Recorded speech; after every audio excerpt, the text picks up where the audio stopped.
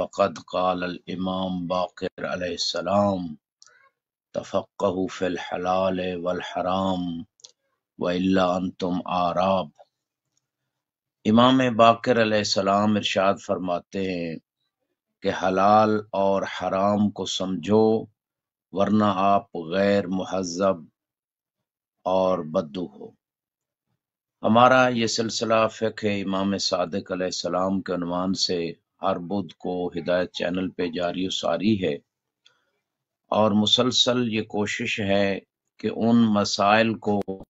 دلیل سے، مختصر بیان سے، ائمہ کے فرمان سے زینت دے کر بیان کیا جائے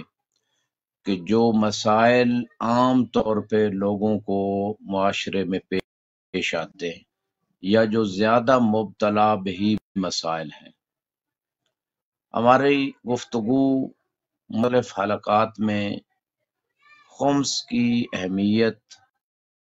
خمس کے اہم کہی تھی،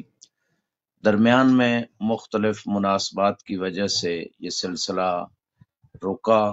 اب دوبارہ انشاءاللہ اسی موضوع پہ آگے بات بڑھاتے ہیں۔ ہم اس نقطے پہ پہنچے تھے کہ اگر حلال کے ساتھ حرام رزق مکس ہو جائے، مخلوط ہو جائے، تو پھر شریعت کا کیا حکم ہے؟ اگر تو حرام رزق کی مقدار معلوم ہے تو طبعاً اس مقدار کو علیحدہ کیا جائے گا، اور اگر مالک بھی معلوم ہے تو اس مالک تک اسے پہنچانا واجب ہے، اگرچہ اس کو نہ بتایا جائے۔ اگر فتنے کا خطرہ ہے کہ یہ آپ کا مال ہے، کسی اور طریقے سے عنوان سے اس کو دے دیا جائے، اور اسی طرح اگر مالک معلوم ہے لیکن مقدار مال جو اس کسی اور شخص کی ہے وہ معلوم نہیں ہے، تو اس صورت میں بھی اس سے مصالحت کی جائے، یعنی اگر کوئی کمی بیشی ہو گئی ہے تو معذرت کر لی جائے، ایک دوسرے کو معاف کر دیا جائے، جو قدر متیقن ہے یا جس پہ انسان دونوں طرف راضی ہو جائیں وہ ادا کر دیا جائے۔ اور اگر مالک معلوم نہیں ہے، فقط مال معلوم ہے، تو ایسی صورت میں اس کو ایز اے امانت رکھا جائے۔ اگر امانت کچھ عرصے تک رکھنے کے باوجود وہ مالک نہیں مل رہا، باس و فاس کے باوجود مالک نہیں مل رہا، تو پھر ایسی کنڈیشن میں اس کی طرف سے اس مال کو صدقہ کیا جائے گا، اس کے ثواب کی نیت سے، اور مستحق لوگوں کو، فقراء کو دیا جائے گا۔ اس کی تفصیلی مباحث انشاءاللہ آئندہ بیان کریں گے، لیکن آج ہماری بات جو ہے اس نقطے پہ ہے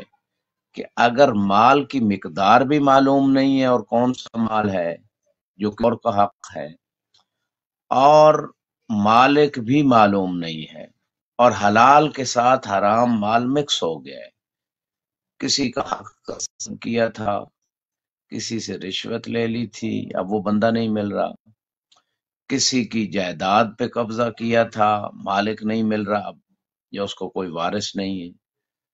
اور وہ مقدار کتنی ہے یہ بھی معلوم نہیں کہاں پہ ہے،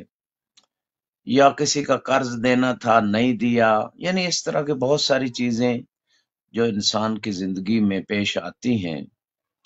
اسی طرح زکوٰۃ کی بات ہے، خمس کی بات ہے، اگرچہ خمس کا مالک اور زکوٰۃ کے مالک تو معلوم ہوتے ہیں، فقراء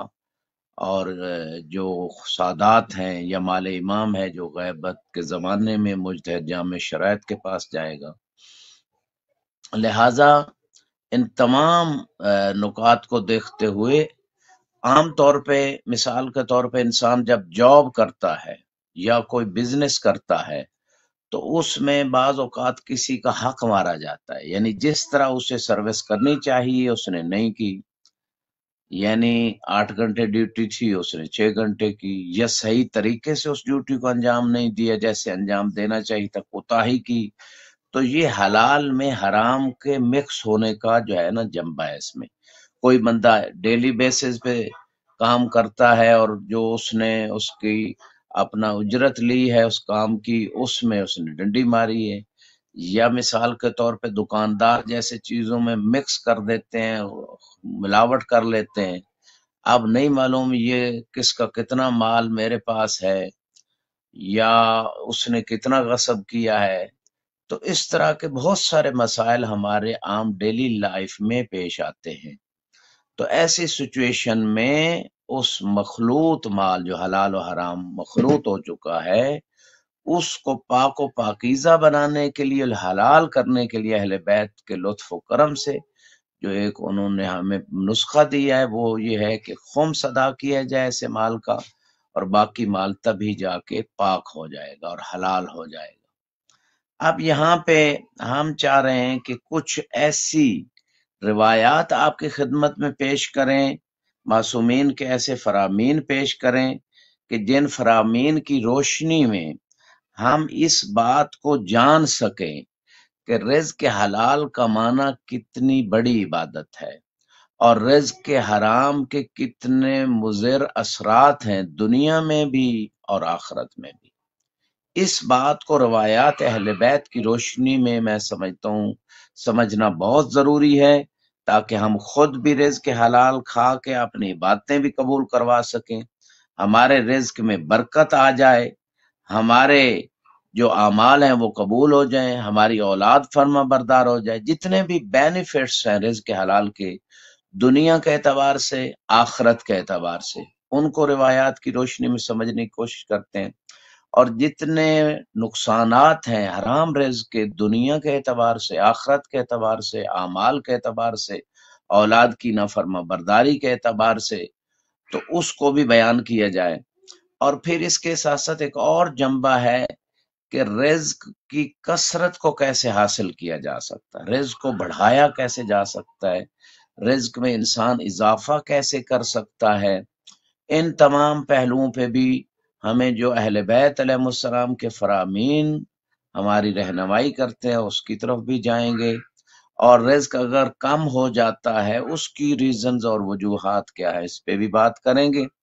سب سے پہلے یہاں پہ امام رسول خدا صلی اللہ علیہ وآلہ وسلم سے ایک فرمان مبارک ہے، اکثر من الصدقات ترزقو، صدقہ زیادہ دو تمہیں رزق عطا کیا جائے گا۔ تو ایک فلسفہ جس میں بہت ساری روایات ہیں کہ ایک مستحب صدقہ دینا، اس کی ایک برکت یہ ہے کہ رزق میں اضافہ ہوتا ہے۔ اہل بیت علیہ السلام کا طریقہ تھا جب رزق میں تنگی آ جاتی تھی تو آپ صدقہ دے کر خدا سے رزق میں اضافہ کا جو ہے نا وسیلہ بنا لیتے تھے۔ اور صدقے کی تو بہت ساری جو ہے نا برکات ہیں، صدقہ تدفع 70 میتۃ السوء، کہ 70 قسم کی بری موت سے انسان کو بچاتا ہے، بلاؤں سے بچاتا ہے، نیکیوں میں اضافے کا باعث ہے، زندگی میں اضافے کا باعث ہے۔ پھر فرمایا ایک اور مقام پہ الزکوٰۃ تزید فی الرزق، امام باقر علیہ السلام فرماتے ہیں کہ زکوٰۃ رزق میں اضافے کا باعث ہے، جیسے کہ سورہ توبہ میں یہ آیہ مبارکہ بھی بتا رہی،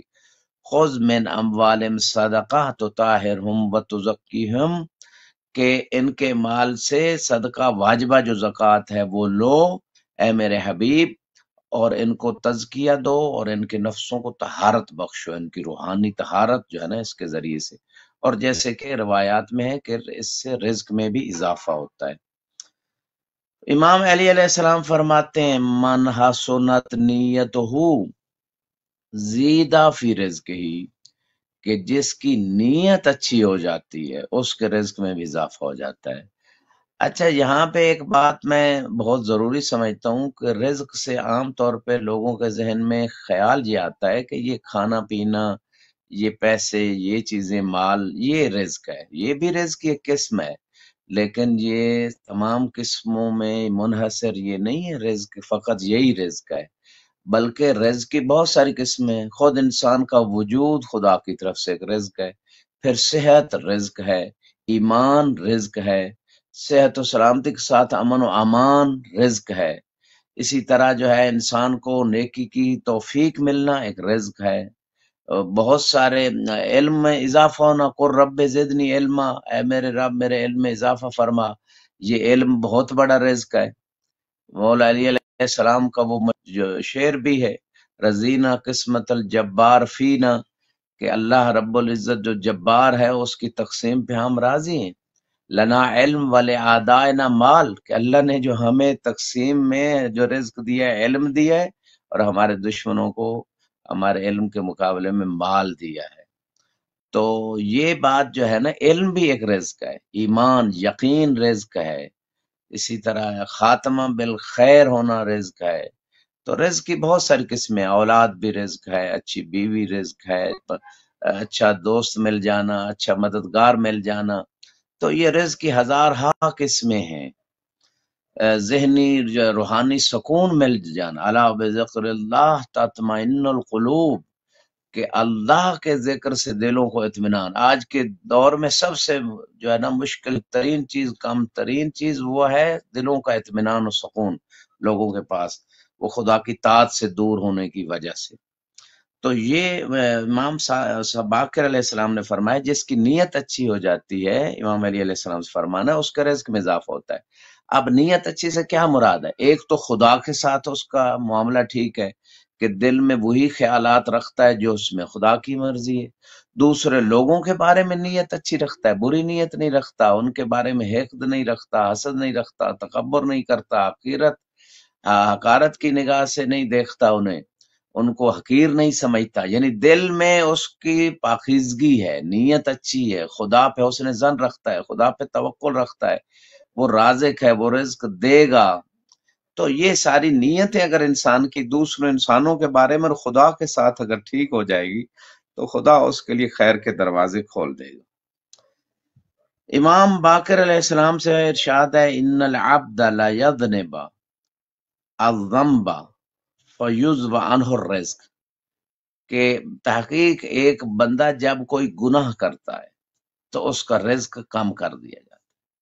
اب وہ تمام قسم رزق کی ہیں، جیسے میں نے کہا، توفیق طاعت کی توفیق ہے، خدمت دین کی توفیق ہے، اسی طرح جو ہے وہ اولاد ہے، مال ہے، کوئی بھی رزق، نماز شب کی توفیق ملنا یہ بھی رزق ہے خدا کی طرف سے۔ بعض روایت میں بندہ جب جھوٹ بولتا ہے نماز شب سے محروم ہو جاتا ہے، اس رزق روحانی جس رزق میں خیر دنیا والا آخرت ہے۔ نماز شب خدا کا قرب حاصل کرنے کا ایک بہترین تحفہ ہے، رزق کی وسعت کے لیے بہترین چیز ہے، لوگ تجربہ کر کے دیکھ لیں، روحانی سکون کے لیے بہترین چیز ہے، نیکیوں میں اضافے کے لیے، خدا سے مضبوط روحانی رابطہ پیدا کرنے کے لیے بہترین تحفہ ہے نماز شب، خدا کی رضا کے لیے پڑھی جائے تو اس رزق سے بھی بعض اوقات انسان محروم ہو جاتا ہے۔ رسول خدا فرماتے ہیں، من حبس عن اخیہ المسلم شیئا من حق حرم اللہ علیہ برکت الرزق الا ان یتوبہ، کہ جس نے اپنے مسلمان بھائی کا کوئی حق حبس کر لیا، غصب کر لیا، روک لیا، اللہ تعالیٰ اس کے رزق کی برکت کو ختم کر دیتا ہے، اور مگر یہ کہ وہ انسان توبہ کر لے۔ کسی کا حق حبس کر لیا، روک لیا، خمس حق ہے سادات کا، روک لیا، رزق کی برکت ختم ہو گئی۔ زکوٰۃ حق ہے فقیر محتاج مومنین کا، نہیں دیا، روک لیا، رزق کی برکت ختم ہو گئی۔ آج دیکھیں پرانے زمانے میں لوگوں کے پاس رزق کم ہوتا تھا، برکت زیادہ تھی، ان کے مسائل حل ہو جاتے تھے۔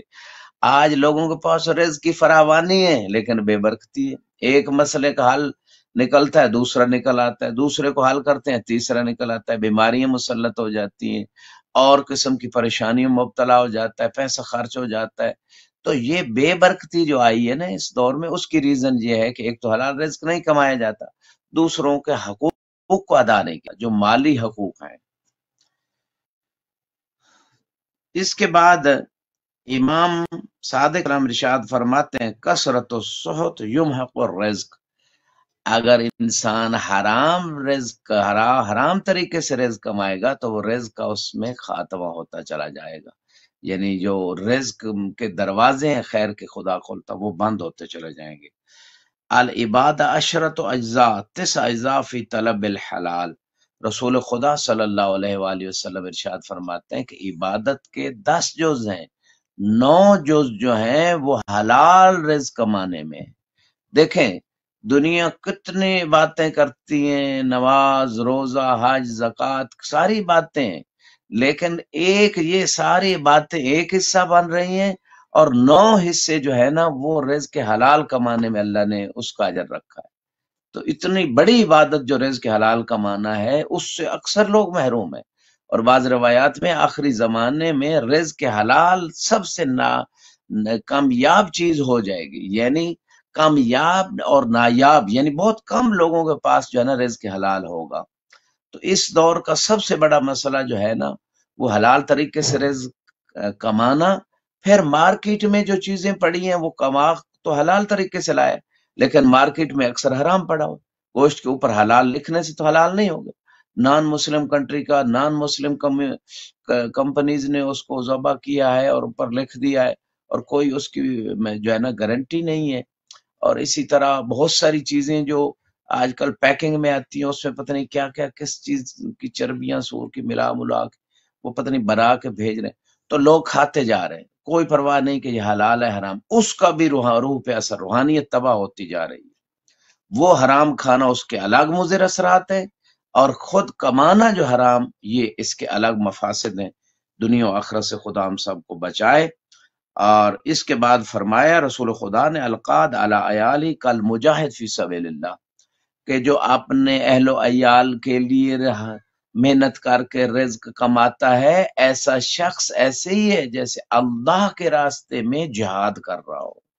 مجاہد کو کتنے زخم اٹھانا پڑتے ہیں، مجاہد کو کبھی اپنی جان بھی قربان کرنا پڑتی ہے، پھر جو اجر اس مجاہد کو ملتا ہے اتنا اجر اس شخص کو ملتا ہے جو رزق حلال اپنے خاندان والوں کے لیے کما رہا ہے۔ امام رضا علیہ السلام فرماتے ان الذی یطلب من فضل یقف به عیالہ اعظم اجر من المجاہد فی سبیل اللہ، کہ جو شخص ایسا رزق کماتا ہے جس سے اپنے اہل و عیال کی کفایت کرتا ہے، وہ اس مجاہد جو اللہ کے راستے میں جہاد کر رہا ہے اس سے زیادہ اجر رکھتا ہے یہ رزق حلال کمانے والا شخص۔ اور اس کے بعد بہت ساری روایات ہیں اسی حوالے سے۔ امام صادق علیہ السلام سے ایک روایت ہے، لا خیر فی من لا يحب جمع المال من الحلال فیکف به وجهه ویقضی به دینہ،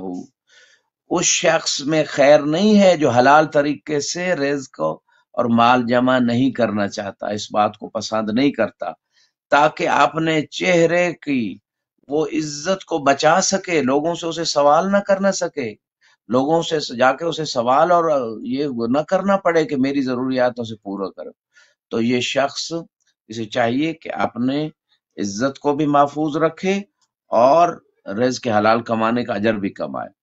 فرماتے ہیں من طلب الدنیا استغنا عن الناس وتعطفا علی الجار لقى اللہ ووجهه كالقمر لیلۃ البدر، جس شخص نے اس نیت سے دنیا کمائی، مال کمایا، رزق کمایا تاکہ لوگوں سے مستغنی ہو جائے، لوگوں سے سوال نہ کرنا پڑے اور اپنے پڑوسی پہ رحم و کرم کرے، ایسا شخص اللہ سے ملاقات کرے گا اس حالت میں کہ اس کا چہرہ 14ویں کی چاند کی مانند ہوگا۔ یعنی رزق حلال کمانے کی نیت جو ہے وہ للہ ہے، اہل و عیال پہ، پڑوسیوں پہ، محتاجوں پہ خرچ کرنے کی نیت ہے قربتاً اللہ، تو ایسا شخص روز قیامت جب خدا کی بارگاہ میں جائے گا تو 14ویں کی چاند کی مانند اس کا چہرہ چمک رہا ہوگا۔ اس کے بعد فرمایا ان اللہ یحب ان یرا عبدہ تعبا فی طلب الحلال، کہ اللہ اس بات کو پسند کرتا ہے کہ شخص حلال رزق کی طلب میں اپنے آپ کو تھکائے، تو یہ تھکانا جسمانی تھکاوٹ خدا کو پسند ہے اگر انسان حلال رزق کماتا ہے۔ امام صادق علیہ السلام فرماتے ہیں اکرم ما یکون العبد اللہ ان یطلب درہما فلا یقدر، وہ بندہ اللہ کی بارگاہ میں بہت مکرم باعزت ہے کہ وہ ایک درہم کے لیے بھی وہ حلال طریقے سے اگر کوشش کرتا ہے کہ وہ اگر اس کے پاس نہیں ہے اور اس کے لیے وہ کوشش کرتا ہے تو خدا کی بارگاہ میں اس کا ایک مقام ہے، اس کی عزت ہے۔ یہ تھی چند ایک روایات محترم ناظرین۔ تو ان روایات سے ہمیں ایک تو کچھ ایسی روایات ملی کہ رزق میں بڑھوتری کیسے کرنی ہے، صدقہ کے ذریعے، نماز شب کے ذریعے، کثرت استغفار کے ذریعے، گناہوں سے بچ کر، اور رزق کا حلال کمانے کی برکات کیا ہیں، 9 حصے عبادت کے رزق کے حلال کمانے میں ہیں، اسی طرح جو ہے اس سے انسان کی باتیں قبول ہوتی ہیں، تو بہت سارے فوائد جو ذکر ہوئے۔ اس کے بعد رسول خدا سے ایک فرمان ہے، طلب الحلال فریضۃ علی کل مسلم و مسلمہ، کہ حلال طلب کرنا یہ ہر مسلمان مرد عورت پہ فرض ہے۔ تو اس سے ہمیں ایک اور چیز بھی اس حدیث سے ملتی کہ اگر عورت بھی رزق حلال دائرہ شریعت میں رہتے ہوئے، پردے میں رہتے ہوئے، نامحرم سے زیادہ ضرورت سے زیادہ گفتگو نہ کرتے ہوئے، اگر وہ اپنی نگاہوں کو نیچے رکھتے ہوئے، میک اپ کے بغیر، اگر ایسی کوئی مستور رزق حلال کماتی ہے، کوئی جاب کرتی ہے، کوئی بزنس کرتی ہے، تو یہ رسول خدا اس کی اجازت دے رہے ہیں۔ اور طبعاً وہ اپنے بچوں اور شوہر کے حقوق کو ادا کرنے کے بعد جو اس کے واجبات ہیں، اگر ان کاموں میں مشغول رہتی ہے تو اسلام اس کی اجازت دیتا ہے ان شرائط کے ساتھ، اور یہ بھی ایک جہاد اور باعث اجر و ثواب ہے۔ جناب خدیجہ سلام اللہ علیہا کا سب سے بڑا بزنس تھا تجارت کا، اس دور میں جو انٹرنیشنل تجارت تھی وہ جناب خدیجہ سلام اللہ علیہا کی تھی۔ اور اس کے بعد فرمایا طلب الحلال واجب علی کل مسلم، طلب الحلال جہاد، فرمایا حلال رزق کمانا جو ہے نا یہ جہاد ہے۔ اور رسول خدا صلی اللہ علیہ وآلہ وسلم فرماتے ہیں من اکل من قد یدہ مر علی الصراط کالبرق الخاطف، پل صراط جو روز قیامت ایک ایسی پل ہے جہنم کے اوپر سے، وہ سب کو وہاں سے گزرنا ہے، اور لیکن ہر ایک کے گزرنے کا انداز مختلف ہوگا، کوئی تیزی سے بجلی کی تیزی کی مانند گزر جائے گا، کوئی گھوڑے کی رفتار کی مانند گزرے گا، کوئی تیز دوڑتے ہوئے شخص کی مانند گزرے گا، کوئی پیدل چلنے والے شخص کی مانند گزرے گا، کوئی رینگتے ہوئے گزرے گا، کسی کے لیے وہ پل صراط بہت وسیع ہو جائے گی، کسی کے لیے بہت باریک ہو جائے گی۔ تو یہ انسان کے عقیدے اور عمل کا نتیجہ ہوگا، پل صراط سے گزرنا اس کے عمل اور عقیدے پہ مرہون منت ہے۔ یہاں رسول خدا صلی اللہ علیہ وآلہ وسلم ارشاد فرما رہے ہیں کہ جو شخص اپنے ہاتھ کی محنت کی کمائی سے جو ہے وہ رزق حلال کماتا ہے اور کھاتا ہے، تو ایسا شخص پل صراط سے بجلی کی تیزی کی مانند گزر جائے گا۔ کتنا انسان کے لیے وہ پرسکون اور آسان مرحلہ ہو جائے گا اگر دنیا میں انسان دوسروں کا مال نہیں کھاتا، دوسروں پہ بوجھ نہیں ہے، خود اپنی محنت کی کمائی کھا رہا ہے، تو اس شخص کے لیے آخرت میں کتنی آسانی ہے۔ اور فرمایا من اکل من قد یدہ نظر اللہ الیہ بالرحمہ ثم لا یعذبہ ابدا، کہ جو شخص اپنے ہاتھ کی کمائی کھاتا ہے اللہ اس پہ نظر رحمت کرتا ہے اور پھر اسے کبھی بھی عذاب نہیں دے گا۔ اس کے بعد فرمایا من اکل من قد یدہ حلالا فتح لہ ابواب الجنہ یدخل من ایہا شاء، فرماتے ہیں کہ جو اپنے ہاتھ کی کمائی کھاتا ہے اللہ اس کے لیے جنت کے سارے دروازے کھول دیتا ہے، جس دروازے سے وہ شخص جنت جانا چاہے جا سکتا ہے۔ پھر اس کے بعد بہت ساری روایات ہیں مولا علی علیہ السلام کے بارے میں ہے، لما کان یفرغ من الجہاد یتفرغ لتعلیم الناس، جب آپ جہاد سے فارغ ہوتے تھے لوگوں کی تعلیم و تربیت پہ توجہ دیتے تھے، والقضاء بینہم، اور ان کے درمیان فیصلے کرتے تھے، فاذا فرغ من ذلک اشتغل فی حائط لہ یعمل فیہا بیدہ، جب اس سے فارغ ہو جاتے تو اپنے گھر کی دیوار بناتے تھے، کوئی دیوار تھی جہاں بھی تھی تو وہ اس کو بناتے تھے، اپنے ہاتھ سے بناتے تھے، وہ مع ذلک ذاکر اللہ جل جلالہ، اور دیوار بھی بناتے جاتے تھے اور ساتھ اللہ کا ذکر بھی کرتے جاتے تھے۔ اسی طرح امام صادق علیہ السلام بھی، ان کے بارے میں بھی ہے، وہ ایک اپنی دیوار بنا رہے تھے تو لوگوں نے کہا ہم بنا دیتے ہیں یا آپ کے غلام بنا دیتے ہیں، تو آپ نے فرمایا نہیں، میں نہیں چاہتا کہ آپ لوگ بنائیں، میں چاہتا ہوں خدا مجھے اس عالم میں دیکھے کہ میں خود اپنے ہاتھ سے کر رہا ہوں، وَأَطْلُبُ الْحَلَال، اور میں حلال رزق اپنے ہاتھ سے جو ہے نا وہ کما رہا ہوں، میں پسند کرتا ہوں کہ اللہ تعالیٰ مجھے اس عالم میں اس حالت میں دیکھے۔ رسول خدا صلی اللہ علیہ وآلہ وسلم سے ارشاد ہے ملعون ملعون من ضیع من یعول، کہ اس شخص پہ اللہ کی لعنت ہوتی ہے کہ جس خاندان کے جتنے لوگ ہیں جو اس بندے کی ذمہ داری ہے، شرعاً واجب ہے ان کا نان و نفقہ، ان کے اخراجات، ان کی ضروریات کو پورا کرنا، بیوی بچے والدین مثال کے طور پہ بعض حالات میں، تو ان کو اگر ان کے خاندان کے جتنے بھی افراد جو اس پہ واجب ہے ان کو نفقہ دینا، اگر وہ ان کا خیال نہیں رکھتا، ان کے لیے کما کے نہیں لاتا، تو ایسے شخص پہ اللہ کی لعنت برس رہی ہوتی، خدا کی رحمت سے دور جا رہا ہوتا ہے۔ تو لہٰذا بہت سارے لوگ ہیں دنیا میں جو اپنے بیوی بچوں کو نانا نفقہ نہیں دیتے، یا والدین محتاج ہیں ان کا خیال نہیں رکھتے، ان کی ضروریات کو پورا نہیں کرتے، وہ بڑھاپے میں جا چکے ہیں، اب کما نہیں سکتے، ساری زندگی انہوں نے کما کے بچوں پہ خرچ کیا،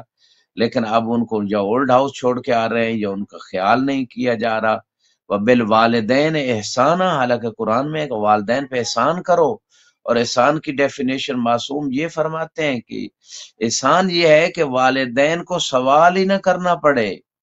ان کی اگر کوئی ضرورت ہے حاجت ہے ان کو بچوں سوال نہ کرنا پڑے، ان کے سوال سے پہلے آپ ان کی ضروریات، ان کا کھانا پینا، ان کا علاج، ان کا لباس، جو بھی ان کی ضروریات زندگی ہیں وہ آپ پورا کر دیں، یہ ہے احسان میرے۔ تو بہت ساری روایات اس حوالے سے محترم ناظرین موجود ہیں، اہل بیت علیہ السلام نے ہمیں جن کی تعلیم دی ہے، اس حوالے سے اور بھی بہت ساری روایات جب تک وقت موجود ہے میں آپ خدمت میں عرض کر دیتا ہوں۔ یہاں پہ ایک بہت ہی مہم روایت جو آج کے دور کے حوالے سے میں سمجھتا ہوں وہ انسان کو اس پہ توجہ کرنی چاہیے، اور اس روایت میں جو ہمارے معاشرے میں میڈیا کی وجہ سے، میڈیا کا ایک پازیٹیو رول ہے، لیکن بہت سارا میڈیا جو ہے نا وہ شیطانی رول انجام دے رہا ہے، اور خصوصاً ہر بندے کے ہاتھ میں، نوجوانوں کے ہاتھ میں، بچوں کے ہاتھ میں، سب کے ہاتھ میں موبائل آ گئے، انٹرنیٹ آ گئے، تو اس کے جو نیگیٹو ایفیکٹس ہیں ان پہ غور کرنا چاہیے، والدین کو توجہ کرنی چاہیے کہ بچوں کو ہر چیز نہ دیکھنے دیں، ان کے لیے ایک سیپریٹ انسٹرومنٹ ہو، ایک خاص ٹائم کے لیے ان کو دیں، اور وہ خاص کوئی تربیتی کارٹون جو ان کی ساتھ تربیت بھی کر رہا ہو وہ لگا کے دیں، کافی اسلامک کارٹونس ہیں، اور ایک قسط جب دیکھ لیں پھر ان سے وہ انسٹرومنٹ لے لیا جائے، اس کی پابندی کروائیں۔ اور بلکہ اگر آپ کے بچے اسکول کا ہوم ورک نہیں کرتے یا اور مثلا نماز کا خیال نہیں رکھتے تو ان کو اس سے ریلیٹڈ کر دیں کہ یہ آپ کو تبھی کارٹون ملیں گے کہ جب آپ اپنا ہوم ورک کمپلیٹ کر لیں گے، نماز پڑھ لیں گے، قرآن کی تلاوت، جو بھی ان کے دینی احکام کے حوالے سے آپ نے ارینجمنٹ کیا ہے ٹیوٹر کا، تو یہ سارا جب کمپلیٹ ہو جائے گا تو پھر آپ 1 گھنٹے کے لیے ایک قسط ان کو دکھا دیں اپنی نگرانی میں، اور پھر ان کے ہاتھ میں یہ آلہ نہ رہنے دیں، یہ ان سے محبت نہیں ہے، یہ ان کی تربیت میں جو والدین کے اوپر واجب ہے یہ نقص ہے۔ میں سمجھتا ہوں کہ اگر بچوں کو اوپن انسٹرومنٹ دے دیا جاتا ہے تاکہ ہماری جان تو چھوٹی رہے، تو یہ بالکل رویہ اس دور میں سمجھتا ہوں بہت خطرناک چیز ہے، زہر بندوق سے زیادہ خطرناک چیز ہم بچوں کے ہاتھ میں اس طرح دے رہے ہیں۔ تو ہمیں اپنی ذمہ داریوں کو ادا کرنا ہے، اور اسی طرح نوجوان مرد عورت ان کے لیے جو میسج ہے وہ اسی مقام پہ رسول خدا صلی اللہ علیہ وآلہ وسلم سے ارشاد ہے، اور ثواب الاعمال کے جلد نمبر 1 صفحہ 334 پہ یہ روایت موجود ہے۔ فرمایا من قدر علی امرأۃ او جاریۃ حراما فترکها مخافۃ اللہ حرم اللہ عز وجل علیہ النار، کہ جو شخص اس بات پہ قادر ہو کہ نعوذ باللہ کسی عورت یا کنیز کے ساتھ غلط کاری کرنے پہ قادر ہو اور حرام کام کرنے پہ قدرت رکھتا ہو، لیکن اللہ کے خوف سے اس حرام کام کو وہ انسان چھوڑ دیتا ہے، حرم اللہ عز وجل علیہ النار، اللہ سبحانہ و تعالی اس شخص پہ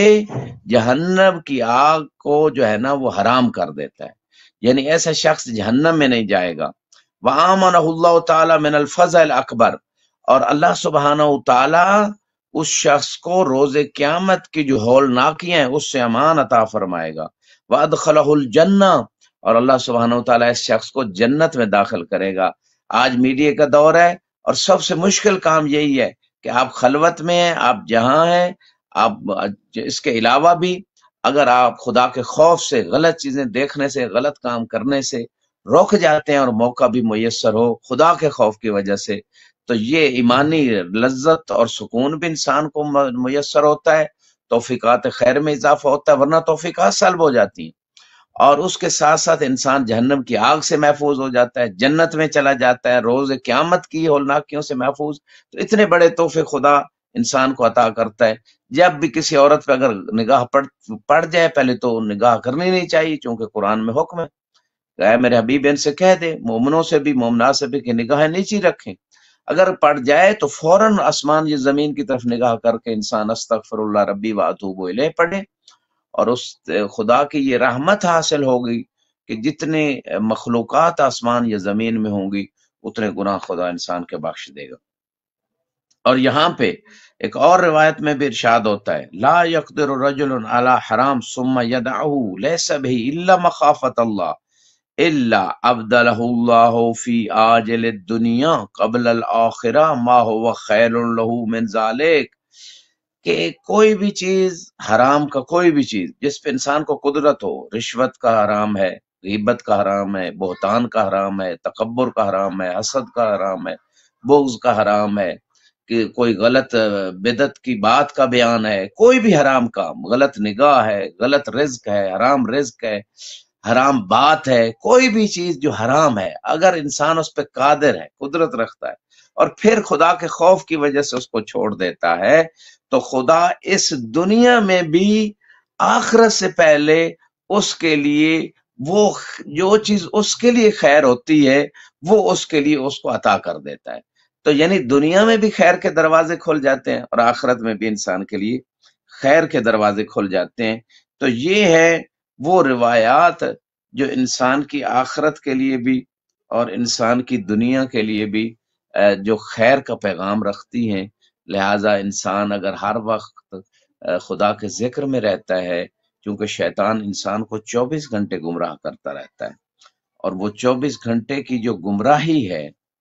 وہ انسان کے نفس امارہ بالسوء میں ایک شیطان بیٹھا ہوا ہے، اور بعض روایات میں کہ شیطان یجری مجرد دم، کہ انسان کے خون کے جو رگوں کے اندر خون دوڑتا ہے، وہ خون دوڑنے کی طرح شیطان بھی دوڑ رہا ہوتا ہے، 24 گھنٹے انسان کو وسوسے دیتا ہے، برائی کے، غفلت کے، اور دنیا کی طرف مشغول ہونے کے۔ تو یہ جو انسان کے اندر موجود ہے، اس شیطان کے ان ہتھ کنڈوں سے اپنے آپ کو بچانے کے لیے، لا تتبعوا خطوات الشیطان، جیسے اللہ نے قرآن میں بھی فرمایا، انہ لکم عدو مبین، کہ شیطان کے راستوں کی پیروی نہ کرو، یہ تمہارا کھلا دشمن ہے۔ لہذا شیطان کے ہتھ کنڈوں سے بچنے کے لیے سب سے بہترین تحفہ یہی ہے اللہ کی طرف سے، انسان ہر وقت زبان کے ساتھ بھی خدا کے ذکر میں مشغول رہے، درود شریف پڑھتا رہے، استغفار پڑھتا رہے، اللہ کو ہر وقت یاد رکھے، اور 24 گھنٹے اپنے تمام اعضاء و جوارح سے خدا کی طاعت میں مشغول رہے، آنکھ سے، کان سے، زبان سے، رزق کے ذریعے جو بھی نعمتیں اللہ نے انسان کو عطا کی ہیں، تو ایسا کرے گا تو پھر یہ انسان شیطان جیسے مکار چالاک دشمن سے بچ سکتا ہے، ورنہ اس کا تجربہ بھی بہت زیادہ ہے، اس کا علم بھی بہت زیادہ ہے شیطان کا، اور وہ انسان کو ہر وقت گمراہ کرنے میں لگا ہوا ہے، ہر وقت اس کو پھسلانے میں اور گمراہی کے راستے پہ لانے میں اور غیر صالح اعمال انجام بجا لانے کی طرف اس کو رغبت دلا رہا ہے۔ تو یہاں پہ کچھ اور روایتیں آپ کی خدمت میں۔ رسول خدا فرماتے ہیں، من اکل لقمتن من حرام لم تقبل له صلاۃ 40 لیلہ، کہ جس نے حرام کا ایک لقمہ کھایا 40 دن یا 40 راتیں اس کی نماز قبول نہیں ہوتی۔ اب دیکھیں جو ٹوٹلی حرام کھا رہا ہے یا ہاف حرام کھا رہا ہے تو پھر سوچیں، اسی لیے آج کے نمازوں میں لوگوں کو روحانی لذت کیوں نہیں محسوس ہوتی؟ نمازیں پڑھتے ہیں، باقاعدگی سے پڑھتے ہیں، لیکن نماز کے اندر سکون نہیں ملتا،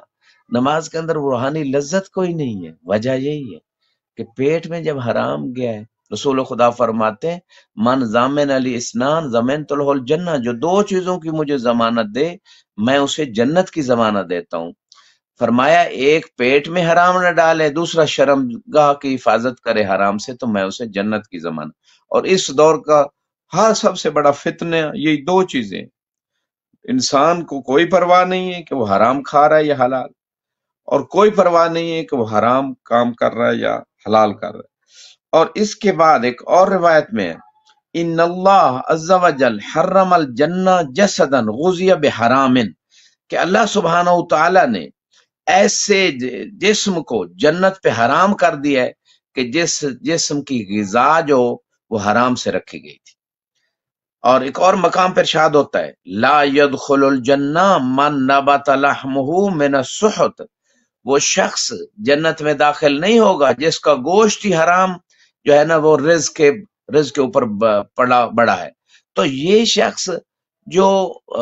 کوئی پرواہ نہیں کرتے، لوگ دن رات کما رہے ہوتے ہیں، حلال و حرام جو مل جائے اس کی پرواہ نہیں، دوسروں کے حق مارنا پڑے، کرپشن کرنا پڑے، دوسروں کے حقوق پہ ڈاکہ ڈالنا پڑے اور اس کو حرام رزق مل جائے کہیں سے، تو ایسے لوگوں کو جو رزق کی پرواہ نہیں کرتے، پھر خدا کو بھی پرواہ نہیں ہوتی کہ ان کو جہنم بھیجنے میں کوئی دیر نہیں ہوتی۔ اور پھر فرمایا اذا، رسول خدا فرماتے ہیں اذا وقعت اللقمہ من حرام فی جوف العبد، کہ اگر حرام کا ایک لقمہ بندے کے پیٹ میں چلا جاتا ہے لعنہ کل ملک فی السماوات والارض، تو ایسے شخص پہ 7 آسمانوں میں اور زمین میں ہر فرشتہ لعنت کرتا ہے، ایک لقمہ پیٹ میں چلا جائے حرام کا۔ رسول خدا صلی اللہ علیہ وآلہ وسلم فرماتے جس پہ تمام فرشتے پھر لعنت کر رہے ہوں، وہ رحمت کہاں سے آئے گی اس شخص پہ؟ جب رحمت نہیں آئے گی تو ایسا شخص دنیا میں بھی اس کے لیے زندگی عذاب ہے اور آخرت میں بھی عذاب ہے۔ تو خدا سے انسان پناہ مانگے، انسان خشک روٹی کھا لے، انسان صرف کھجوریں کھا کے گزارا کر لے۔ اہل بیت نے 3 دن روزے رکھ کے پانی سے افطار کر کے اور سحری جو ہے اس میں بھی شاید نہیں ہوتا تھا، تو بتا دیا انسانوں کو کہ انسان جو ہے وہ کمالات اور خدا کی بارگاہ میں اسے عزت کیسے ملتی ہے، اور کامیابی کس چیز کا نام ہے؟ زیادہ رزق کمانے میں کامیابی نہیں ہے۔ اگر زیادہ مال دنیا میں انسان کی عزت اور کامیابی ہوتی خدا کی بارگاہ میں، تو خدا اپنے دشمنوں کو یہ زیادہ مال کیوں دیتا؟ فرعون، کامان، حمان، بڑے بڑے مال رکھنے والے عبرت بنا دیے خدا نے ان کو، اور اپنے حبیب کو کے پاس چابیاں لے کے آیا تھا جبریل خزانوں کی زمین کی، کہ اجر میں بھی کمی نہیں ہے، یہ لے چابیاں خزانوں کی۔ کہا اے میرے حبیب جبرائیل اصوم یومن فاصبر، میں ایک دن روزہ رکھوں گا اور صبر کا اجر لوں گا، بھوک کو برداشت کروں گا۔ اشبع یوم فاشکر، اور ایک دن میں کھانا کھاؤں گا اور اس کھانے پہ خدا کا شکر ادا کروں گا۔ تو الفقر فخری فرمایا کہ میں حالت فقر میں رہنا چاہتا ہوں، اس میں میرا فخر ہے۔ علی کل حال تو یہ ایک الگ موضوع ہے۔ میں یہ کہنا چاہتا ہوں اس مقام پہ کہ حرام رزق سے انسان بچے۔ ہاں حلال جتنا کما سکتا ہے اس میں برکت ہے، وہ عبادت ہے، وہ اس سے منع نہیں کرتا اسلام، بلکہ لازمی بعض اوقات کمانا واجب ہو جاتا ہے جب اہل پہ ذمہ داری ہے شرعی طور پہ، لیکن حرام رزق سے بچے، کم کھا لے اس میں برکت ہے، کم رزق میں خیر و دنیا والآخرت ہے، جنت بھی ہے، لیکن یعنی حلال رزق میں، اور حرام جو رزق ہے اس میں بے برکتی ہے، اس میں مرضیں زیادہ بڑھیں گی، اس میں پریشانیاں زیادہ آئیں گی، اس میں اولاد نافرما بردار ہو جائے گی، جہنم کا راستہ انسان اپنے اوپر کھیل رہا ہے۔ تو اس دور میں سب سے بڑا مسئلہ حلال اور حرام رزق کا ہے۔ امام علی علیہ السلام فرماتے ہیں بے ستام الحرام، سب سے برا کھانا حرام کھانا۔ اور پھر ارشاد فرمایا ان الرجل اذا اصاب مالا من حرام لم يقبل منه حج ولا عمرہ ولا صلۃ رحم حتى انه يفسد فيه الفرج۔ امام باقر علیہ السلام فرماتے ہیں کہ جب کسی شخص کو حرام مال ملتا ہے، نہ اس کی حج قبول ہوتی، نہ اس کا عمرہ قبول ہوتا ہے، نہ صلہ رحمی قبول ہوتی، یہاں تک کہ اس میں جو ہے فرج یعنی شرمگاہ فاسد ہو جاتی ہے۔ یعنی کنایہ یہ ہے کہ ایسا شخص نعوذ باللہ زنا کی طرف چلا جاتا ہے، جو شخص حرام رزق خود بھی کھا رہا ہے اور بچوں کو بھی کھلا رہا ہے۔ تو اس کا مطلب یہ ہے کہ اس مقام پہ آج اگر ہم دنیا میں دیکھیں جو بے دینی اور فحاشی اور بے حیائی پھیل رہی ہے، اس کا ایک بنیادی ریزن حرام رزق بھی ہے، جیسے کہ روایات میں ملتا ہے۔ اور دوسرا معصوم فرماتے ہیں اگر آپ چاہتے ہو کہ آپ کی عورتیں پاک دامن رہو تو آپ خود مرد پاک دامن رہو. کسی خاندان کی عورتوں کو اگر دیکھنا چاہتے ہو کیسی ہیں روایت بتاتے ہیں تو اس خاندان کے مردوں کو دیکھو. تو یہ جیسا انسان جو ہے اس کو خود اگر چاہتا ہے کہ اس کے ساتھ اس کی فیملی کا اس کا احترام کیا جائے تو دوسروں کی مستورات کا بھی احترام کرے. تو یہاں پہ جو بات ہو رہی ہے بہت ساری روایات امام علیہ السلام سے ایک اور روایت آپ کی خدمت میں ارشاد ہے العبادہ ما اکل الحرام کل بنا الرمل کہ حرام کھانے کے ساتھ عبادت کرنا ایسے ہی ہے جیسے ریت کے اوپر کوئی بنیاد باندھی جا رہی ہو. ریت کے اوپر وہ جو بھی بلڈنگ آپ بنائیں گے وہ جلدی تباہ و برباد ہو جاتی وہ ختم ہو جاتی. اسی طرح حرام کھانے کے ساتھ جو عبادت ہے وہ زیادہ دیر باقی نہیں رہتی اس کا کوئی اثر مرتب نہیں ہوتا. اور اس کے بعد فرمایا لَرَدَّانِكْ مِنْ حرام يَعْدِلْ عِنْدَ اللَّهِ سُبْحَانَهُ 70,000 حِجَّةً مَبْرُورًا کہ اگر ایک دانے کے برابر بھی اگر کوئی شخص حرام رزق کو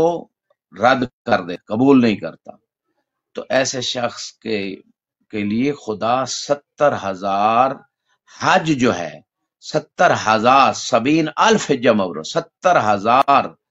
حج کا ثواب اس شخص کو ملتا ہے. حرام کا تھوڑی مقدار میں اگر کہیں سے میسر ہو اور اس کو رد کر دے انسان نہ قبول کرے تو اتنے اجر کا مستحق ہوگا. وَقَدِمْنَا إِلَىٰ مَا عَمِلُوا مِنْ عَمَلٍ فَجَعَلْنَاهُ حَبَاءً مَنْثُورًا کہ جو وہ عمل لے کے آئے ہم نے اس کو ختم کر دیا اس کا اثر ختم کر دیا. قرآن کی اس آیت کے ضمن میں اللہ سبحانہ و تعالیٰ کے اس ارشاد کے ضمن میں معصوم فرماتے ہیں ان کے اعمال تھے وَلَٰكِنْ كَانُوا إِذَا عَرَضَ عَلَيْهِمُ الْحَرَامُ لَمْ يَدْعُوهُ کہ ان لوگوں کے پاس اعمال تھے پھر کیوں اعمال ضائع ہو گئے. فرمایا جب ان کے اوپر کوئی حرام چیز پیش کی جاتی تھی جو بھی حرام کام آتا تھا سامنے دیکھنے کا ہو بولنے کا ہو کھانے کا ہو کوئی بھی چیز حرام تو اس کو چھوڑتے نہیں تھے حرام کر لیتے تھے. اس وجہ سے وہ سارے اعمال ضائع ہو گئے.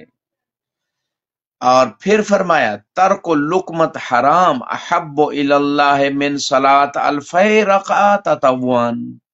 کہ ایک لقمہ حرام کا اگر انسان چھوڑ دیتا ہے یعنی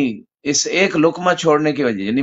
اس کا مطلب ہے سارا حرام ہی چھوڑے لیکن اگر کہیں ایک لقمہ بھی سامنے حرام کا آ گیا تو یہ نہ سمجھے چلو ایک لقمہ کھا لوں نہ ایک لقمہ حرام کا چھوڑنے سے 2000 رکعت جو انسان مستحب قربت اللہ پڑھتا ہے اس سے زیادہ افضل ہے. 2000 رکعت نماز پڑھنے پہ کتنا ٹائم لگے اس ایک لقمہ حرام چھوڑنے سے زیادہ فضیل یعنی چھوڑنے سے جو 2000 رکعت سے زیادہ فضائل اور ثواب ملتا ہے انسان کو. پھر فرمایا اس کے بعد جو امام موسیٰ کاظم علیہ السلام سے ایک روایت اصحاب صفہ کے بارے میں بھی موجود ہے. تو بہت ساری روایات محترم ناظرین اس حوالے سے یہ ایسا موضوع ہے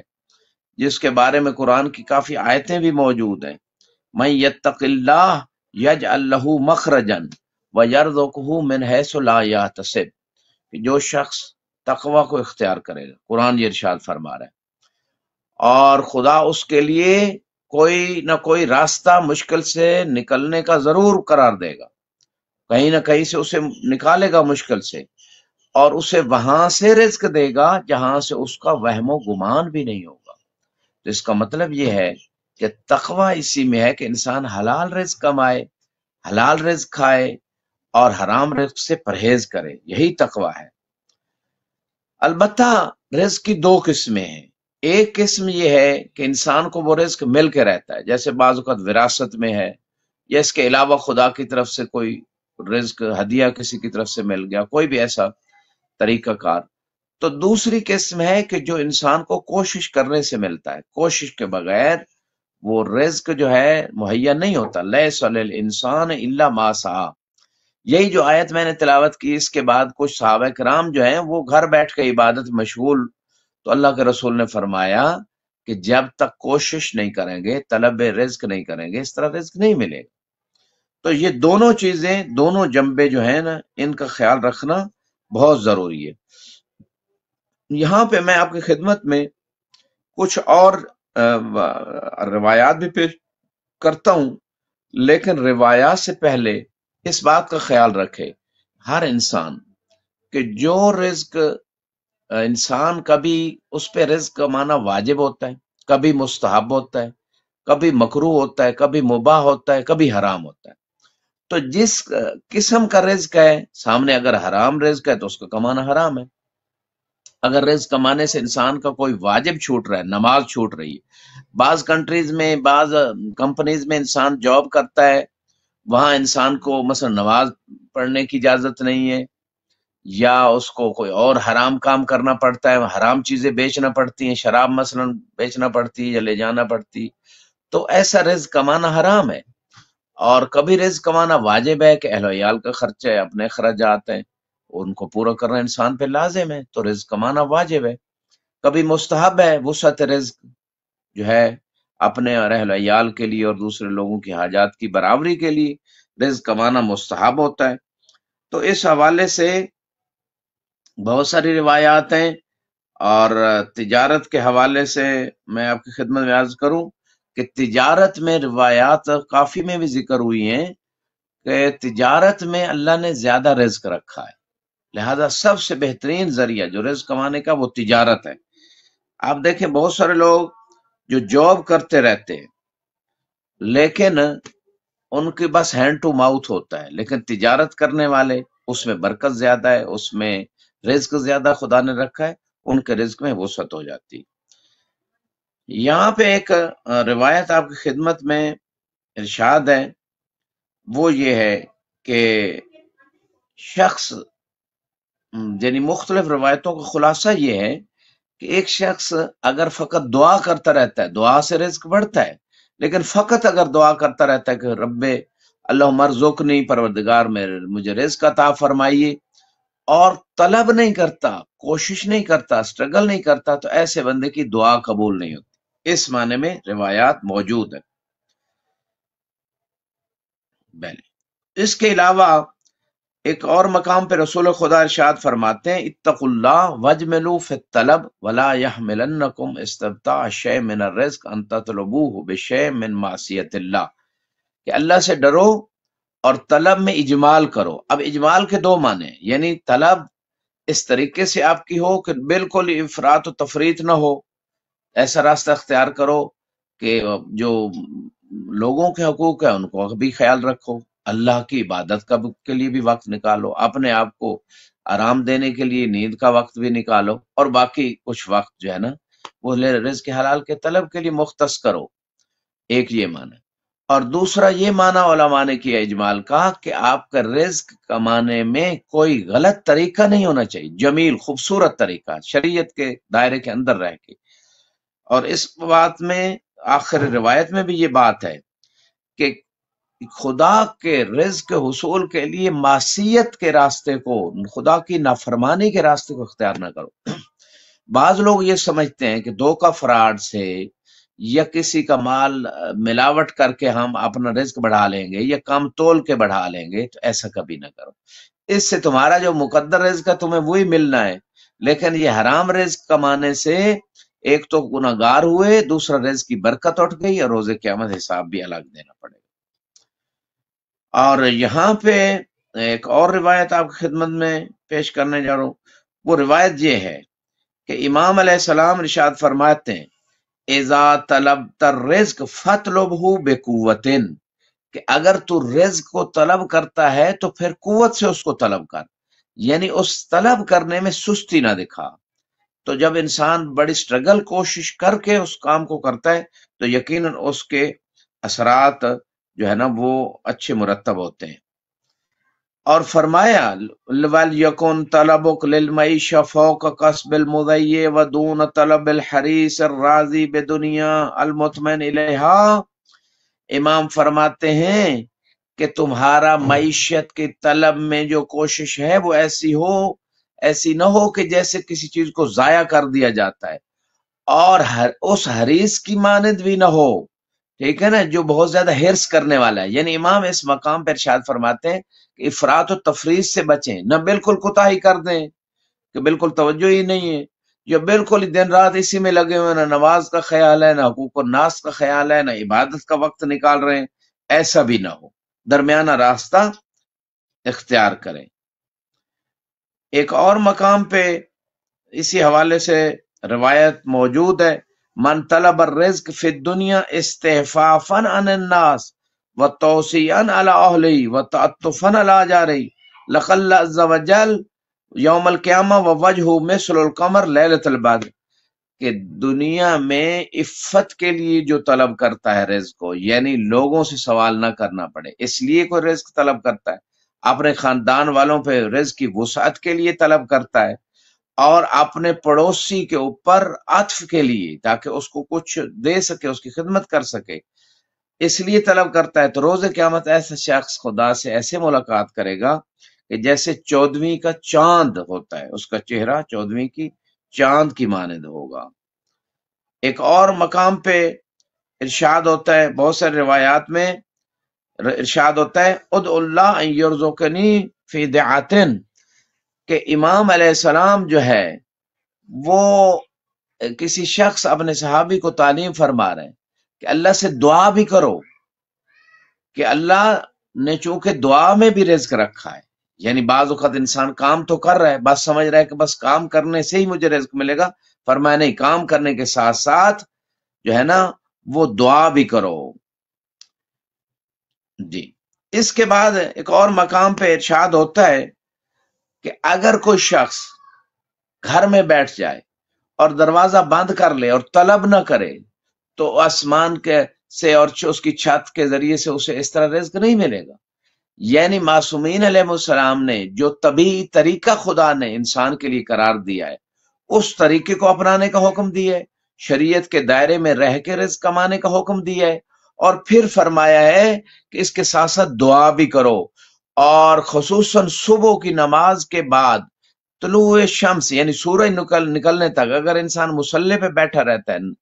تسبیحات کرتا ہے، دعا پڑھتا ہے، قرآن کی تلاوت کرتا ہے، ایسے شخص کے لیے مزید رزق کے دروازے کھول دیے جاتے ہیں، کیونکہ یہ وہ وقت ہے جس میں خدا رزق تقسیم کرتا ہے۔ آج ہمارے معاشرے کا سب سے بڑا المیہ یہ ہے کہ لوگ رات کو جاگتے رہتے ہیں اور پھر نماز صبح کے وقت وہ سو جاتے ہیں، اگر کوئی پڑھ بھی رہا ہے تو بڑا اس کی حالت یعنی جسمانی ذہنی ایسی ہے کہ نہ خضوع ہے نہ خشوع ہے، بس وہ اپنے اس فریضے کو انجام دیا اور پھر فوراً سو گیا، حالانکہ وہ وقت رزق کی تقسیم کا ہے۔ رات کو جلدی سونا صحت کے لیے بہتر ہے، اور صبح جلدی اٹھنا، سحری کے وقت نماز شب پڑھے، نماز پڑھے اور سورج طلوع ہونے تک پھر نہ سوئے، اس سے انسان کی صحت بھی ٹھیک، چہرے پہ نورانیت آتی ہے اور دل کو سکون ملتا ہے، رزق میں اضافہ ہوتا ہے۔ خدا سے دعا گو کہ پروردگار ہم سب کے رزق حلال میں اضافہ فرمائے اور ہمیں خمس و زکوٰۃ ادا کرنے کی ہمیشہ توفیق عطا فرمائے،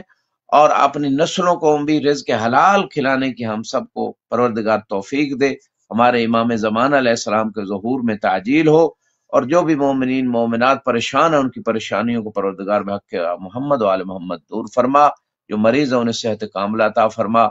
اور تمام چینلز جو کام کر رہے ہیں دین کی نشر و اشاعت کے لیے، خصوصاً ہدایت چینل، خدا ان کی توفیقات میں اضافہ فرمائے، اور جتنے بھی لوگ اس میں مشغول ہیں